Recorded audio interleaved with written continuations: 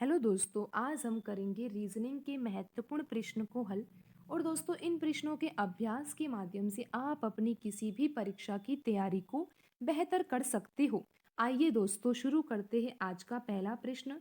दोस्तों, यहाँ पर प्रश्न में लिखा हुआ है कि यदि टुडे को U Q E C Z लिखा गया हो तो उसी प्रकार यहाँ पर लिखा हुआ है बिफोर को क्या लिखा जाएगा। और दोस्तों, यहाँ पर ऑप्शन भी दिए हुए हैं, तो हमें यहाँ पर यही पता लगाना है कि दिए गए ऑप्शन में से कौन सा ऑप्शन सही होगा।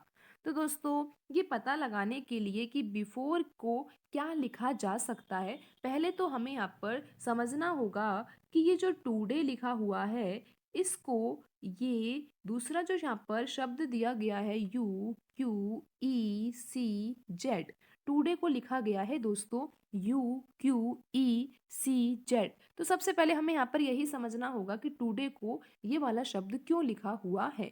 तो दोस्तों, आप यहाँ पर देखिए कि यहाँ पर भी 5 अल्फाबेट है और यहाँ पर भी 5 अल्फाबेट है, तो प्रत्येक का संबंध प्रत्येक से होगा। बिल्कुल दोस्तों, टी का संबंध किससे होगा? यू से होगा। ओ का संबंध क्यू से होगा। डी का संबंध ई से होगा।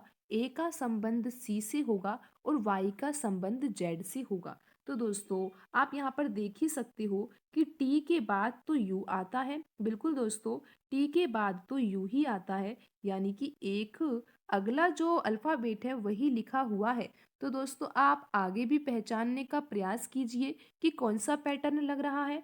टी के बाद तो यू ही आता है, लेकिन दोस्तों ओ के बाद तो पी आता है। तो लेकिन दोस्तों, पी के बाद तो क्यू आता है। दोस्तों, यहाँ पर टी से यू में तो 1 प्लस किया गया है और ओ से क्यू प्राप्त करने के लिए 2 प्लस किया गया है। दोस्तों, डी के बाद तो ई ही आता है, तो यहाँ पर 1 जोड़ा गया है।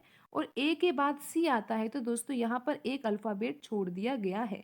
दोस्तों, वाई के बाद क्या आता है? जेड आता है, तो यहाँ पर 1 जोड़ दिया गया है। तो दोस्तों, ये क्रम से दिया हुआ है कि पहले 1 जोड़ा गया है, फिर 2, फिर 1, फिर 2। इस तरह से दोस्तों यहाँ पर ये पैटर्न फॉलो हो रहा है। तो दोस्तों, अब आप ये पता लगा सकते हो कि बिफोर से बनने वाला शब्द कौन सा होगा। तो दोस्तों, आपको क्या करना है, यहाँ पर +1 करना है, तो बी के बाद सी आ जाएगा।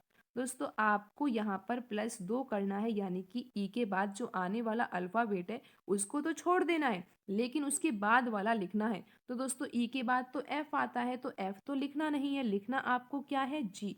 दोस्तों, फिर अगले अल्फाबेट में तो आपको एक ही जोड़ना होगा, तो एफ के बाद तो आता ही जी है, तो आपको जी लिखना होगा। दोस्तों, यहाँ पर आपको +2 करना होगा। तो दोस्तों, ओ के बाद पी आता है, लेकिन पी नहीं लिखना है, लिखना क्या है दोस्तों? लिखना तो क्यू है।